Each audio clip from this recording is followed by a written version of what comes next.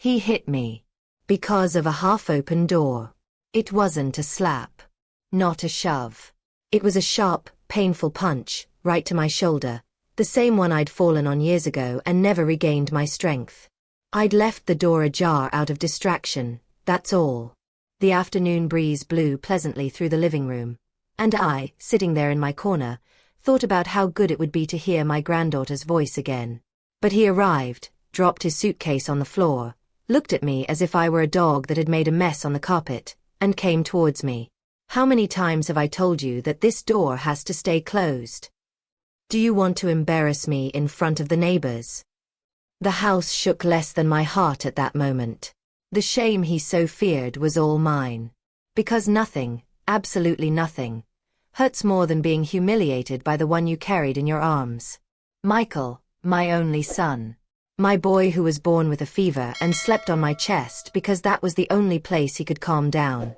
The same boy I defended when he failed a grade, the one I hugged when his wife cheated on him, the one I welcomed back into this home after the divorce. Today, he's the one who keeps me here. It's his house, it's his money. At least that's what he says when he yells. You should be thankful you're not in a nursing home.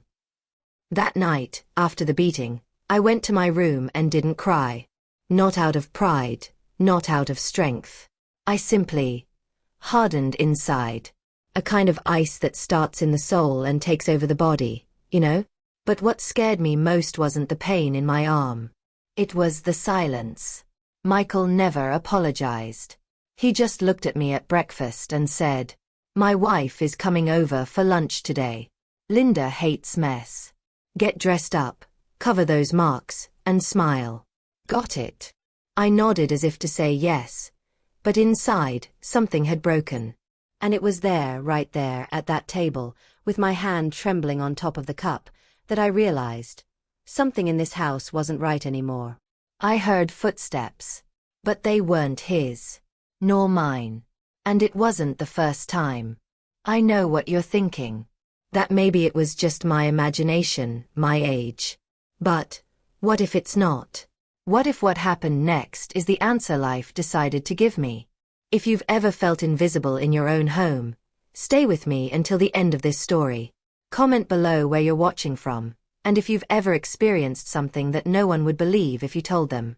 Because today, I'm going to tell you everything, including what happened when Linda arrived for lunch, and looked behind me, and asked, "Michael, who's that lady standing back there?"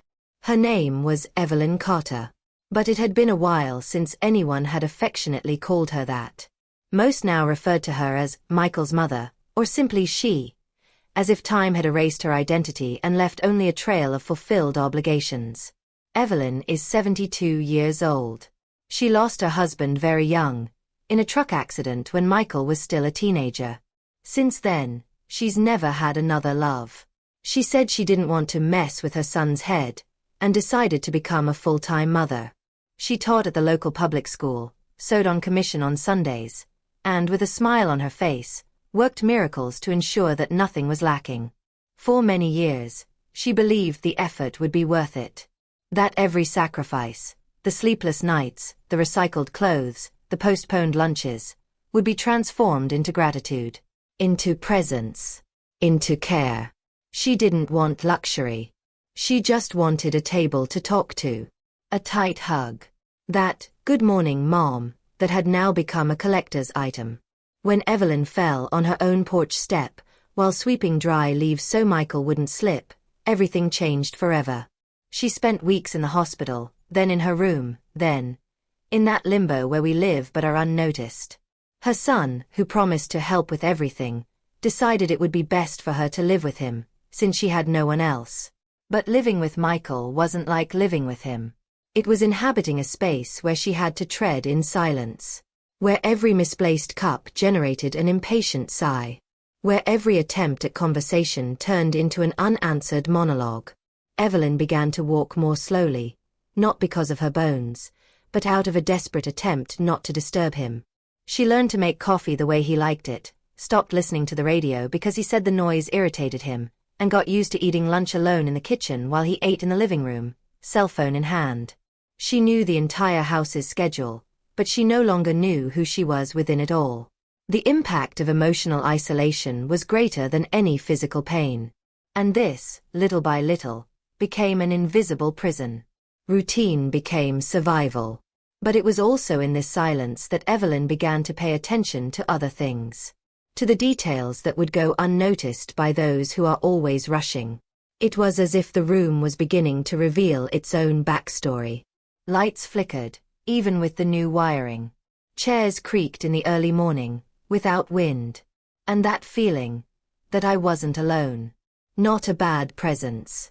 But something old, like a memory that insists on staying alive. Maybe it was just loneliness. Or maybe it was something bigger. A hidden truth, one that the house held. Evelyn began writing by hand, as she had in the past. Not letters, but fragments. Loose sentences, bits of memories, questions she'd never had the courage to ask. It was her way of talking to someone, or something that might listen, since her own son no longer listened. Michael, for his part, maintained a cold and hurried routine. He worked hard, arrived late, and only stopped to complain about something. His cell phone was his closest companion. Evelyn learned to decipher his footsteps by the sound of his shoes in the hallway. She knew when he was irritated just by the way he closed the refrigerator door. Even his silence screamed. And yet she tried. She tried to smile. She tried to be kind. She tried not to disappear completely. But everything had a limit. And that lunch with Linda, the wife Evelyn barely knew, was the breaking point. Since early on, she'd sensed something strange in the house. The air felt heavier. The wood floor creaking as if it were too heavy. A strange smell coming from the hallway. And the necklace she wore, an antique, given to her by her mother, felt warmer than usual, as if it were pulsing. Maybe it was just tension. Maybe it was the universe trying to warn something. Evelyn, even without understanding, continued setting the table with steady hands. Cloth napkins.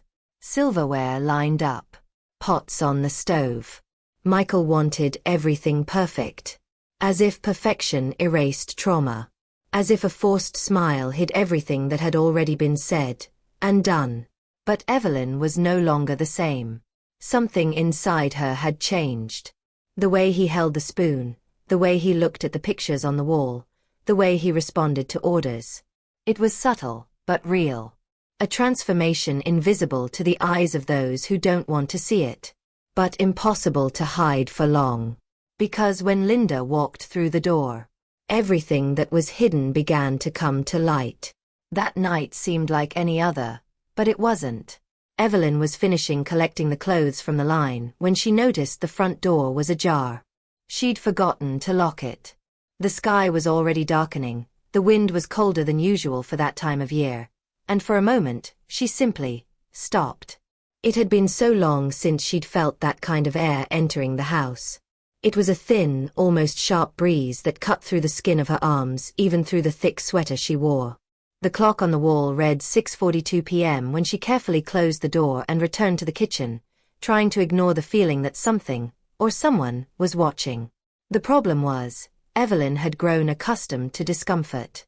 The discomfort of living for others, the discomfort of feeling like she didn't belong, the discomfort of being alive but unseen. So, another draft of cold air, another forgotten door, another discomfort. What was one more, when she already had so many? But Michael didn't think so. He entered the house around 7, and Evelyn heard the key turn before the door slammed open. She barely had time to get up from her chair. The sound of his footsteps was like an early warning of what was to come. "The door, Mom." Again. She tried to explain. She couldn't remember if she'd locked herself in. She'd been distracted by dinner. But he wouldn't listen. He never listened. "Do you want someone to come in here and take everything? Or do you want the neighbors to think I'm letting a crazy old lady loose in the house?" Evelyn silently approached the sink. That's when she felt her shoulder being pushed, not hard enough to break, but hard enough to hurt. "If you can't take care of the house, then don't stay here. I'm tired of having to take care of everything." The pain was physical, but also symbolic. As if each word took more than air from her, it took away her story, her dignity, her place. And yet, Evelyn simply lowered her eyes. Because there was nothing else she could say that he wanted to hear. After that, he went upstairs to his room. And the house fell silent. A kind of silence that isn't peace. It's a different kind. The kind that announces something. It was at that moment that Evelyn noticed the detail. Even with all the windows closed, the curtains in the living room swayed as if someone had just passed by. And there was a mark on the wooden floor, subtle but visible, like a trail of water running from the door to the center of the room. But it wasn't raining. There were no wet shoes. She bent down slowly to wipe it away, even though she didn't understand what it was.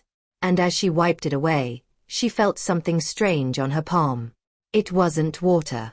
It was too cold. Like the touch of something that wasn't from this time. Evelyn stood up quickly, looking around. Nothing. The house seemed empty. But the presence was real. Not physical. Not visible. But intensely present. As she went upstairs, she noticed the necklace she always wore reflecting the light from the lampshade as if it had been recently polished. But she hadn't touched it in days. It belonged to her mother. A simple piece with a key-shaped pendant. They said it was merely decorative. But Evelyn always felt it held something more. A memory, perhaps. A warning. She ran her finger along the chain and sat on the edge of the bed, staring at the wall as if waiting to hear something. And then, for the first time in years, she whispered, "Mommy, if you can still hear me, I need someone to see what's going on here." The air grew still. The breeze vanished. But Evelyn's chest quieted in a different way. It wasn't relief. It was as if something had heard. The next morning, Michael didn't mention the matter. He acted as if nothing had happened. He wore the same suit, the same cold voice, the same automatic gestures. "Over coffee," he simply said. "Linda is coming today. Lunch has to be ready. And for God's sake, don't do anything stupid." Evelyn just nodded. But inside, she wasn't the same anymore.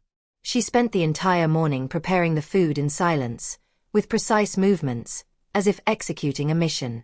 She calmly chopped the vegetables, lined the cutlery, preheated the oven. But inside her, there was something new. It wasn't anger.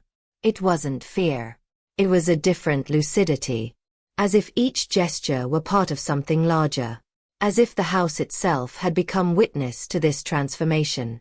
The clock read 12:16 when Linda's car pulled up in front of the house. Evelyn dried her hands, checked the tablecloth, and stood there, motionless, waiting. Michael went to the door to greet her with a practiced smile. She entered, beaming, carrying a bag. But when she stepped into the living room and looked in her mother-in-law's direction, something changed. Her face lost its shine. Her eyes widened. She took a step back and asked, her voice trembling, "Michael, who is that lady standing behind your mother?" With the shock still etched on her daughter-in-law's face, Evelyn remained motionless. She didn't turn around. She didn't need to. The sudden silence alone was enough to confirm what I'd been feeling for days, maybe weeks. Beautiful, pale, unsure whether to laugh, cry or run, she simply pointed with her eyes, as if unwilling to name what she'd seen. The reaction was instinctive. And real. Michael, not understanding, looked at Evelyn with a mixture of contempt and irritation. "What are you talking about, Linda? What lady?" The room was seemingly empty. But something had changed. The energy was dense. The air was heavier. And there was a faint scent of lavender in the air, sweet and ancient, the same one Evelyn remembered from her mother as a child. It didn't make sense, but it did. Linda didn't insist. She pretended nothing had happened, like a good, polite wife, so as not to create a scene. She sat down at the table carefully, her eyes still scanning the room, not wanting to appear frightened. Evelyn served the dish as usual, but this time, her hands didn't tremble. For the first time in a long time, she felt watched. The sensation was strange, but it wasn't fear. It was more like protection. Lunch passed in silence. Michael talked about work matters that only mattered to him. Evelyn, inwardly, analyzed everything. The tones, the looks, Linda's discomfort, the shadow cast on the wall that seemed to have no body to support it. At 1:14 p.m., the living room clock stopped. The second hand froze for 5 heartbeats. Evelyn noticed. Linda did too. Michael didn't. He continued chewing, ignoring what was in their eyes. Later, when Linda left, Michael went straight upstairs as if nothing had happened. Evelyn was left alone in the kitchen, washing the dishes and trying to make sense of it all. But logic, she learned early on, doesn't always follow what matters. Sometimes the truth hides precisely where the world doesn't look. And at that moment, the house was full of hidden truths that, for some reason, were beginning to reveal themselves. In the sink, the last cup slipped off the shelf untouched. It shattered into 3 symmetrical pieces, as if sending a coded message. Evelyn wasn't alarmed. She just took a deep breath, as if she already knew this was just the beginning. She carefully picked up the shards and placed them inside an empty shoebox. Saving pieces had always been part of her life's journey. Entering the room, she passed the frozen clock and, for the first time, didn't try to fix it. She sat in the armchair, pulled the blanket over her knees, and stared at the space where Linda had stood. There was something there. It wasn't a visible presence, but it was like a memory condensed in the air. Evelyn wasn't trying to understand it, she felt it. She closed her eyes for a few seconds, and it was like hearing footsteps. Light, short steps coming from the hallway. The sound was clear, like bare feet on the old floor. There was no one else home. But the footsteps stopped in front of her. And Evelyn, without opening her eyes, murmured, "If you're here, show me what I need to see." There was no answer. But the light from the nearby lamp flickered once. Then it returned to normal. From that moment on, Evelyn began to pay attention to details with a different mindset. It wasn't madness. It was code. It was as if everything around her was trying to tell her something forgotten, or hidden for too long. The next morning, Evelyn woke before sunrise. She descended the stairs slowly, as usual, but her body felt lighter. The kitchen was in the same place, but the smell in the room was different. An old, familiar, welcoming aroma. On the table, one of the shards of the broken cup was positioned right in the center, as if someone had placed it there on purpose. And, scribbled in pencil beside it, was a small piece of paper, probably torn from one of the house's old notebooks, with 3 words. She still remembers. Evelyn felt her heart sink. It hadn't been there before. She reached for the necklace, and it was there, even though she hadn't remembered putting it on. The key-shaped pendant glowed with a brightness unlike the morning light. The impact of it all was difficult to describe. It was as if the layers of reality were peeling away, as if the veil between the physical and the ancestral had been torn. Evelyn couldn't tell if she was dealing with memories or something beyond memory. But I sensed increasingly strongly that there was a truth hidden in that house, and that it was about to be unearthed. So she decided to go down to the basement, a place she hadn't been since her fall. Michael had locked the door for safety, but now the key on the pendant seemed to have a purpose. Something told her it was time to go there. Evelyn approached the door, her heart racing, and fitted the key into the keyhole. It turned with a sharp click. The door slowly opened, revealing the old, shadowed flight of stairs. Evelyn took a deep breath, gripped the railing tightly, and took the first step. The wood creaked, but the feeling wasn't of fear. It was of reunion. As if something or someone had been waiting for her for a long time. And as she descended, a thought took hold of her mind. Perhaps the worst violence you've ever experienced didn't come from outside. Perhaps the root of it all was there, deep inside the house, among the boxes, the souvenirs, and the secrets that time has tried to hide. Evelyn descended the basement as if crossing an invisible boundary. Each step creaked underfoot, not randomly, but as if each click said, "You're going in the right direction." The darkness was dense, but not threatening. It was like the cold embrace of a place that had waited for decades for anyone brave enough to return. She couldn't remember the last time she'd been there. Maybe before the accident. Maybe while her husband was still alive. Everything was hazy. But the smell of old wood, mixed with dust, was the same.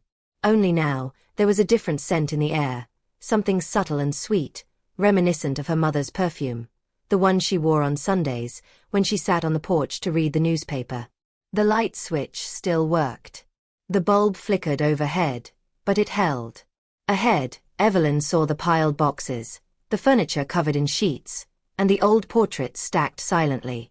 And in the deepest corner between two old cabinets, stood a small dresser, one she didn't remember seeing before.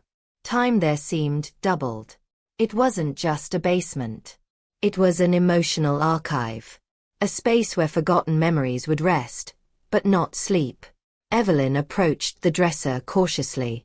The wood was cool to the touch, but the drawer slid open with a lightness that belied the furniture's age.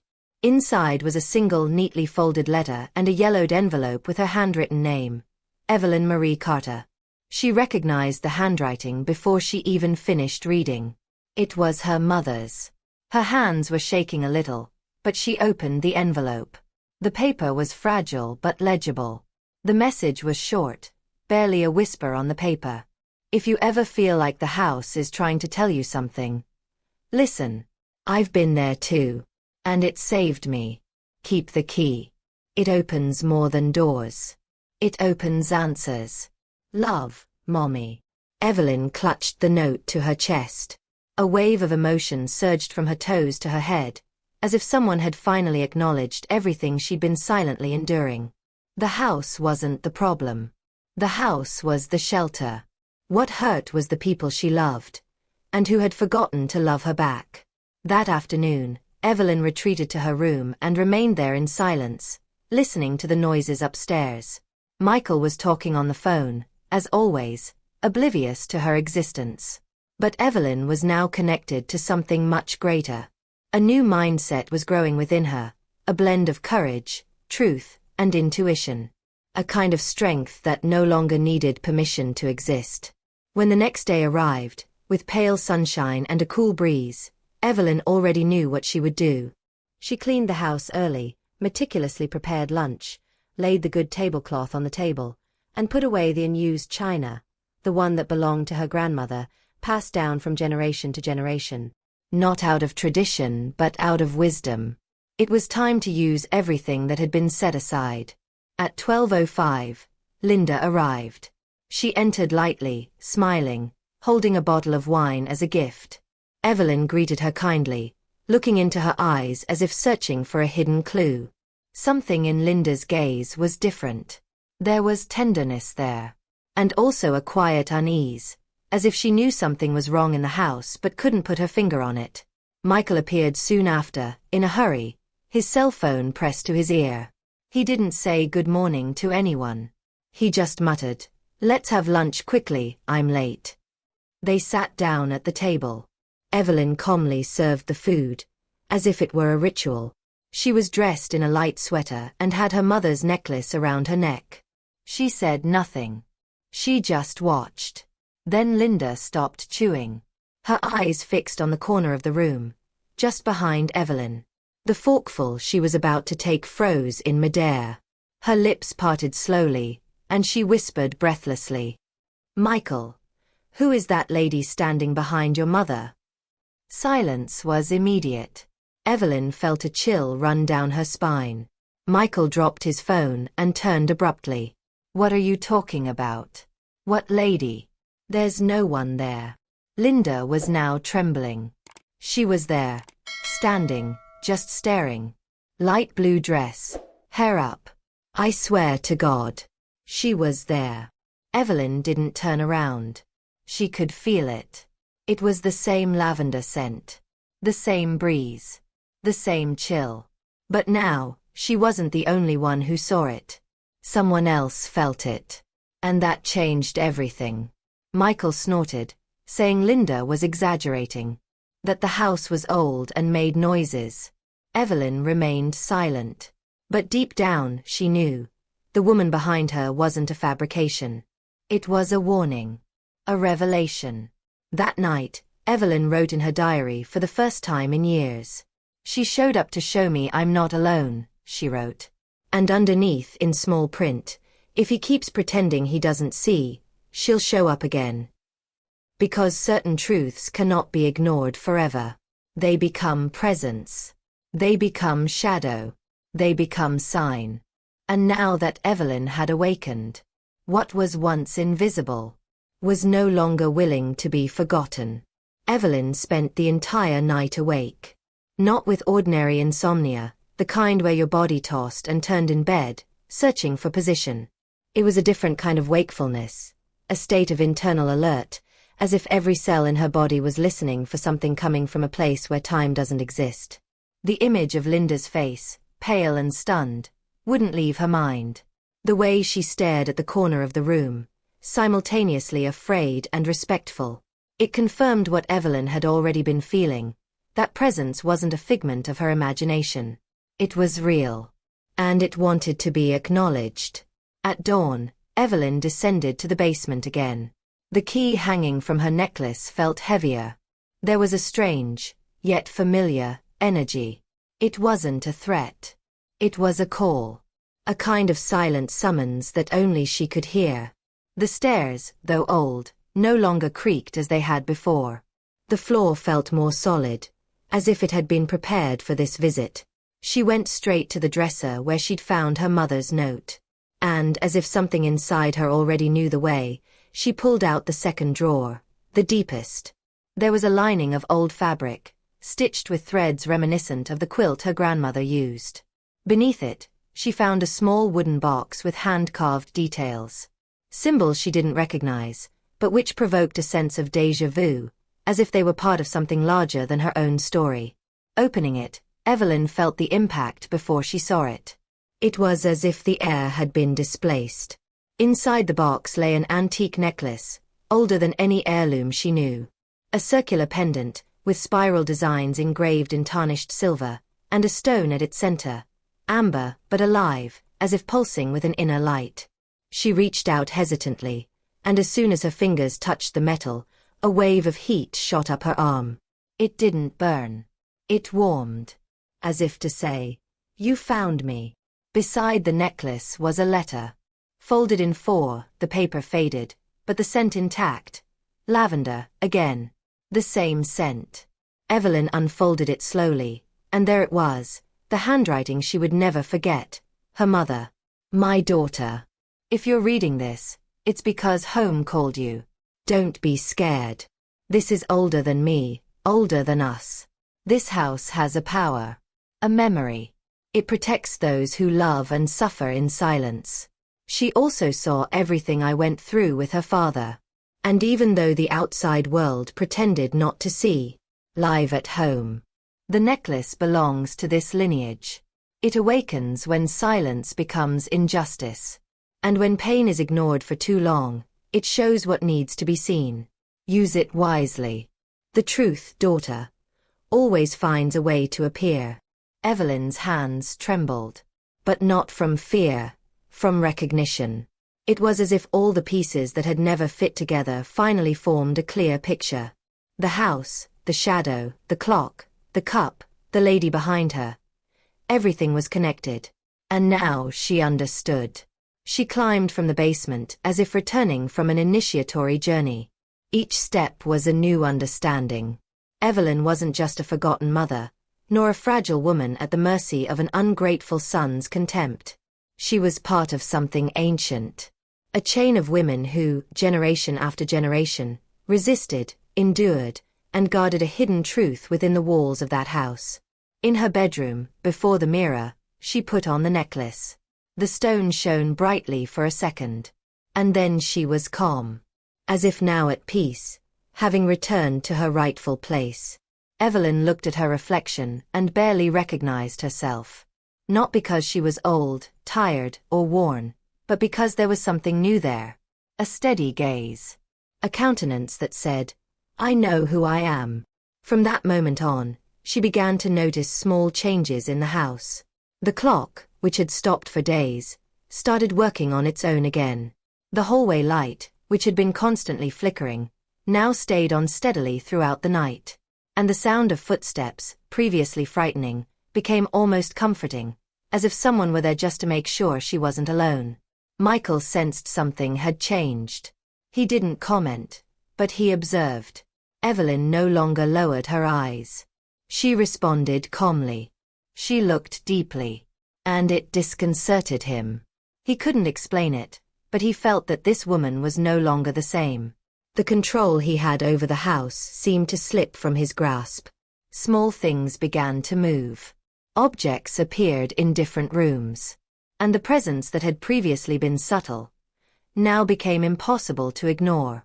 One night, upon returning from work, Michael found the front door ajar. Again. The same door he hated to see open. He entered angrily, ready for another lecture, another veiled attack, another attempt to assert his dominance. But what he found was silence. And Evelyn, sitting in the armchair, sewing calmly, as if she were completely in control of the moment. "You left the door open, Mom." "No. I opened it," he replied, without taking his eyes off the needle. "Why?" "Because some doors need to stay open. For the truth to enter." Michael stood still. The phrase echoed within him like a threat without a shout. A subtle warning. Something made him flinch. He couldn't say why, but in that instant, he was afraid. Evelyn, without raising her voice, was taking back the space that had always been hers. Because now, with the necklace on her chest, her mother's presence nearby and the awareness of her own strength, she was ready for what would come next. And the house was too. Michael began to notice the changes even before he admitted to himself that something was beyond his control. Evelyn no longer spoke more than necessary, and even what was necessary was said with a calmness that disarmed him. She no longer begged for anything, asked for permission, or made excuses. She just did it. Her strength now lay not in the tone of her voice, but in her posture. It was as if her every movement carried a hidden purpose, as if there was an invisible authority in every gesture. The house seemed to have changed with her, too. Michael, who had always treated the place as his territory, began to feel like an unwelcome guest. The front and back doors, once light, now seemed to resist his attempts to open them. Sometimes they would lock on their own. He thought it was the old wood. Evelyn said nothing. She just watched. The mirrors in the house, especially the one in the upstairs hallway, began to bother Michael. Not because they reflected anything strange, but because, every now and then, they seemed to advance his movements. He'd walk past and swear he saw his own image move half a second before his body. Small distortions that could be attributed to fatigue, stress, work, but which became more pronounced when Evelyn crossed the same hallway, straight, silent, as if everything was exactly as it should be. On the third consecutive night he dreamed of Evelyn standing at the foot of the bed, eyes open, staring at him, without saying a word. Michael woke with a tight chest. And he couldn't get back to sleep. Awake, staring at the ceiling, he felt something there, in the darkness, waiting for him to close his eyes again. As if the room held some kind of memory that could no longer be ignored. And with each such dream, the same question rang in his head. What does Evelyn know that I don't? At breakfast, Evelyn sat at the table, cup in hand, staring out the window. Michael came in and grumbled about his strange dreams, as if expecting ridicule or ignorance. But Evelyn didn't laugh. Or look away. She simply said, her voice low and clear. There are things that only haunt those who deserve it. Michael swallowed hard. And couldn't answer. From then on, he started coming home later. He said he had more work, that he needed to focus, that the company demanded more. Evelyn knew. He was avoiding the environment. But the house was patient. It waited. And it gradually showed the limits of Michael's arrogance. Small shocks when he touched doorknobs, lights that flickered when he entered the bathroom, the sound of the radio turning on by itself downstairs, always with old instrumental music, the kind his mother listened to on vinyl records. One night, While Evelyn was watering the garden plants, she heard Michael shouting inside the house. When she entered, she found him standing at the top of the stairs, trembling. He said he saw someone in the hallway mirror. Someone who wasn't him. Evelyn went upstairs, walked past him calmly, and entered the bedroom. She looked in the mirror and smiled. Her reflection smiled back lightly. Nothing wrong. Just presence. The next day, Evelyn removed all the paintings from the wall and placed them on the living room floor. It wasn't a desperate move. It was a decision. Each painting had a story, and now she wanted to see them again. One by one. Among the frames, she found an old photograph of her own mother, the only one left, taken on the porch when she was still young. And on the back of the frame, a small note, written in pencil, "She sees everything." Evelyn ran her finger over the sentence and understood. That house wasn't just walls and memories. It was a living witness. It held traces of the truth that time had tried to hide, but which now resurfaced with precision. That same week, Michael tried once again to belittle Evelyn in front of a guest, a coworker he'd brought to dinner. Halfway through the meal, he commented, laughing, "Mommy here thinks the house is alive." What nonsense, right? But the laughter died when the visitor, a woman with sharp eyes, looked around the room and said, "Actually, I felt something like that when I walked in. I can't explain it, but there's an energy here. It's like we're being watched." Michael blushed. Evelyn simply stood up and poured the wine with the calm of someone who knows she no longer needs to prove anything to anyone. In the following days, the house became even more active. The hallway clock chimed at 3 a.m., even though it had no hands. The curtains danced in the non-existent wind. Evelyn now sat at night on the sofa with the necklace around her neck, feeling a kind of companionship beside her. It was something subtle. A breeze that stopped exactly where her shoulder ended. A presence that didn't speak, but held. As if to say, "You are no longer alone." Michael, on the other hand, began to wither. His eyes were sunken, his hands were trembling, his voice was getting shorter and shorter. "The decisions I made at work began to go wrong." Colleagues avoided him. And he, lacking the courage to admit that everything had begun to change since Evelyn woke up, tried to control what could no longer be controlled. Evelyn knew. The house knew. And those who came before her knew too. Because what Michael was facing now wasn't punishment. It was consequence. It was a reflection of a life lived on lies, contempt, and ego. And, like every profound truth, it eventually exacts its price. Evelyn's transformation wasn't revenge. It was a return. A reconnection with everything that had been denied for too long. And the stronger she grew, the more the world around her adjusted to the new frequency. And that was still far from over. Michael could no longer tell where fatigue ended and fear began. Mornings ceased to be hurried routines and became silent confrontations with the mirror. The face he saw reflected back no longer looked like his own. The dark circles under his eyes were deep, the skin dry, the gaze lost. Something inside him was crumbling, but he still tried to maintain his composure, as if the appearance of control was enough to hide what was crumbling inside. At work, the mistakes started small. A forgotten email, a mixed-up number, a missed deadline. But before long, the slip-ups became a pattern. The boss, once friendly, became direct and curt. Colleagues stopped inviting him to informal meetings. He had become the kind of person no one wanted around, someone carrying a cloud. And his cloud wasn't one of bad luck. It was one of imbalance, of consequence. Linda realized this before anyone else. For a while, she tried to justify it. She said it was stress, pressure. She tried to help. She cooked dinners, proposed trips, suggested therapy. But it was all in vain. Michael rebuffed any attempts to get closer. And when he did speak, it was with contempt, as if he were a victim of everything going on around him. Evelyn knew it was only a matter of time before Linda withdrew completely. And that's exactly what happened. One night, Linda arrived, grabbed some clothes, and said she needed space. Michael, somewhere between incredulous and arrogant, responded with a bitter joke. Great. One less to take care of. Linda didn't answer. She just left, without making a sound. As if she understood there was nothing more to say. Michael tried to maintain his routine, but now the house seemed to breathe differently. With every step he took, he felt the floorboards vibrate. Sounds from upstairs echoed even when no one was there.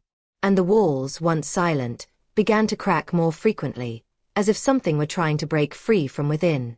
He tried to confront Evelyn one night. He told her she had to leave. That the house was driving him crazy. That he owned it, and she needed to respect his rules. Evelyn, sitting in the armchair, her necklace glowing softly on her chest, merely looked up and replied in a tone so calm it cut deeper than any shout. You're not in charge here anymore, Michael. And maybe you never were. Michael laughed. A nervous, weak, hollow laugh. But as he turned to leave the room, the door slammed shut. He turned around, startled, and saw Evelyn standing there, looking at him with an expression he'd never seen before. It wasn't anger. It was compassion. And that struck him more than any accusation. The following days became increasingly difficult for him. He slept poorly. He ate less. His hands trembled constantly. He began to forget words mid-sentence. The dreams returned, more intense. But now, it wasn't Evelyn who appeared in them. It was an older woman in a light blue dress, sitting in the rocking chair on the porch, a chair he'd never seen before but felt was part of the house. She didn't speak. She just looked at him. And that look made him wake in a panic, sweating, crying, without knowing why. He tried to leave home for a few days. He went to a hotel. The first night, the fire alarm rang for no apparent reason. The second, the television turned on by itself at 3 in the morning. The third, he dreamed of home calling him back. As if he owed something. As if running away wasn't an option.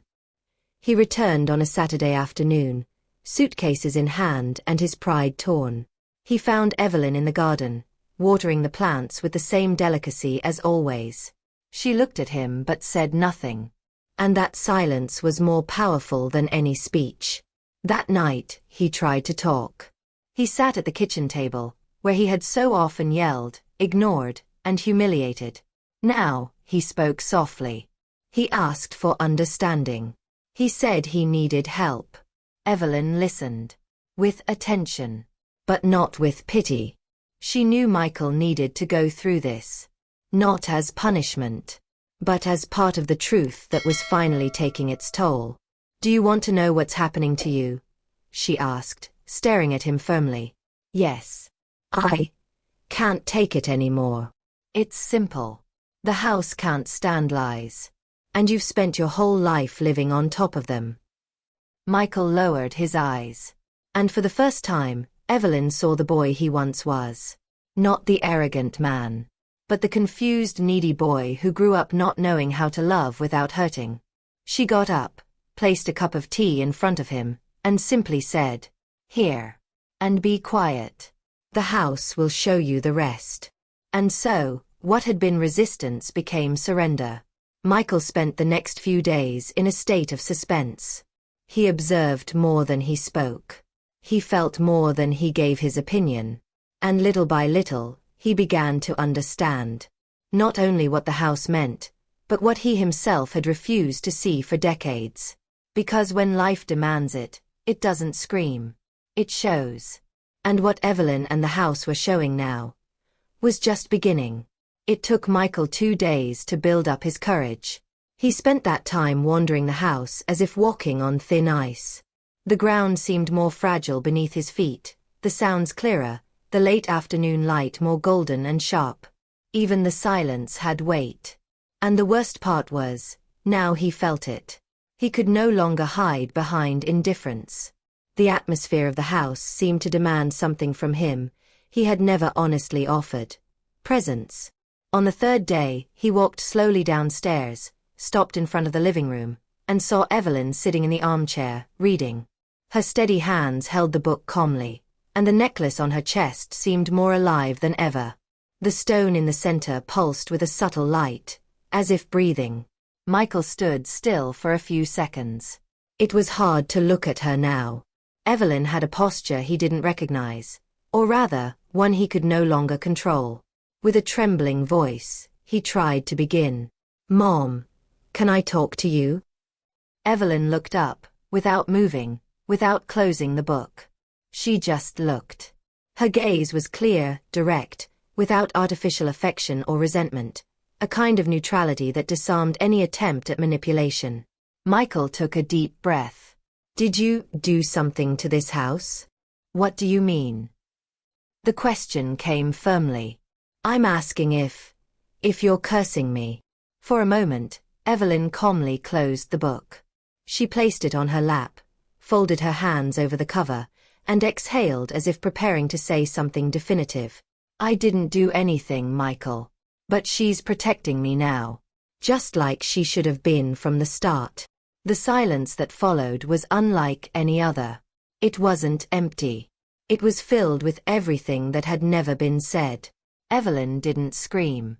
She didn't accuse. She didn't cry. She simply affirmed. With that sentence, she drew an invisible line between them. A boundary. And Michael, for the first time, didn't know how to cross it. "Who is she?" he asked more quietly, almost as if he feared the answer. Evelyn looked around the room, her eyes watering, but not sadly. Just reverence. "My mother. And the ones who came before her.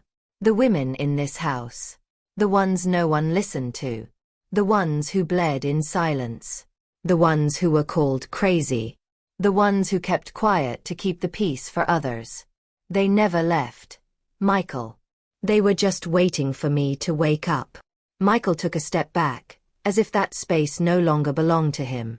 And indeed, it didn't. Something inside him knew it.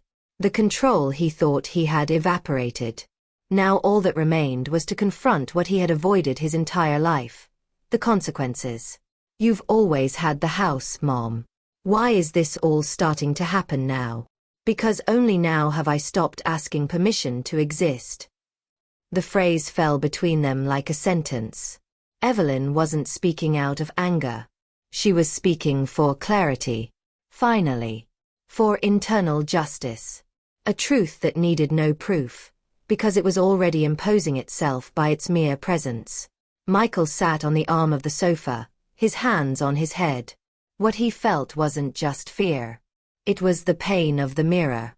The recognition of everything built on ego, denial, and a legacy of silence. Everything he'd done to dominate Evelyn now seemed small, almost ridiculous, compared to the silent strength she carried without needing to raise her voice. The house was quiet, but not passive. The air held a kind of expectancy, as if awaiting a decision. Michael could feel it. He knew this was the moment when something inside him would either break for good, or change. "Don't you hate me?" he asked, not looking at her. Evelyn stood slowly, walked to the window, and gently pulled the curtain aside. Golden afternoon light flooded the room, revealing dust particles dancing in the air, as if time had stopped to listen. "Hate? No. I've cried for you. More times than I can count. But today, I mourn for you. Because even though you're my son, you chose to forget the one who brought you into this world. And when someone forgets their roots, they're always falling." Michael closed his eyes. Her words hit like soundless hammer blows. They were soft, but they shattered. They slowly deconstructed the distorted image he'd made of himself. It wasn't about her anymore. It was about him. About what he'd made of himself. And about what remained to be saved. If anything remained. Evelyn sat back down, picked up the book again, and opened it to the page where she'd left off, as if she had nothing left to prove. She wasn't imposing. She was demonstrating. Demonstrating that real power doesn't shout. It simply remains. Michael stood there for long minutes, unsure of how to get out. How to react. How to rebuild something he himself had destroyed. The house no longer frightened him with noises or shadows. Now, it was the silence that weighed heavily. Because he understood what it meant. His mother's presence, not the fragile Evelyn he'd targeted, but the entire woman now revealed before him, was unbearably powerful.